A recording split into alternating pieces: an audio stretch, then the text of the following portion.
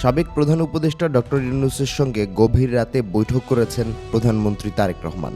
সঙ্গে উপস্থিত ছিলেন ঢাকায় নিযুক্ত মার্কিন রাষ্ট্রদূত ব্রেন্ট ক্রিস্টেনসেন।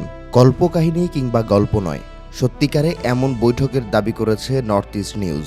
ভারতীয় গণমাধ্যমটির দাবি, গেল ২৬ মে রাতে গুলশানে ব্রেন্ট ক্রিস্টেনসেনের বাসভবনে বৈঠকটি অনুষ্ঠিত হয়।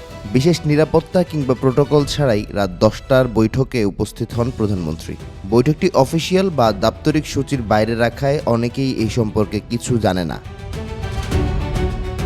সূত্র বলছে, এই বৈঠকে বাংলাদেশের রাজনৈতিক রূপান্তর এবং যুক্তরাষ্ট্র, ইইউ ও ভারত সহ আন্তর্জাতিক পক্ষগুলোর সাথে দেশের সম্পর্কের উপর আলোকপাত করা হয়। যদিও আলোচ্য বিষয় সম্পর্কে এর চেয়ে বেশি জানা সম্ভব হয়নি। বৈঠকের একদিন পর প্যারিসের উদ্দেশ্যে ঢাকা ত্যাগ করেন ডক্টর ইউনূস।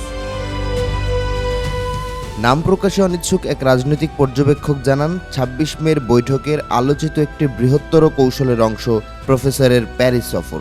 বৈঠকটি রাষ্ট্রীয় বিষয়ে ডক্টর ইউনূসের ভবিষ্যৎ ভূমিকার একটি পূর্বাভাস হতে পারে বলে ধারণা করছেন সরকারি কর্মকর্তাদের একটি অংশ। যদিও প্রধানমন্ত্রীর কার্যালয় বা ঢাকার মার্কিন দূতাবাস কোনো পক্ষই এখন পর্যন্ত এই বৈঠকের কথা প্রকাশ্যে স্বীকার করেনি। এর আগে নর্থ ইস্ট নিউজের বেশ কিছু প্রতিবেদনকে সম্পূর্ণ মিথ্যা, ভিত্তিহীন ও উদ্দেশ্যপ্রণোদিত বলে আখ্যা দিয়েছে বাংলাদেশ সেনাবাহিনী।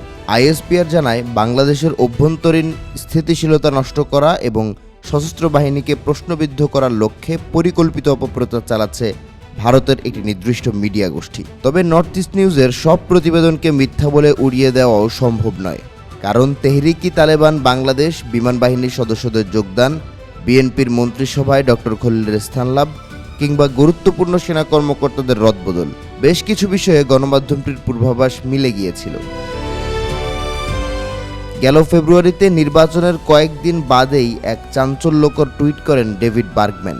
প্রখ্যাত এই সাংবাদিক তার এক্স হ্যান্ডেলে উল্লেখ করেন, ডক্টর ইউনূস রাষ্ট্রপতি হলে আন্তর্জাতিকভাবে লাভবান হতে পারে বাংলাদেশ।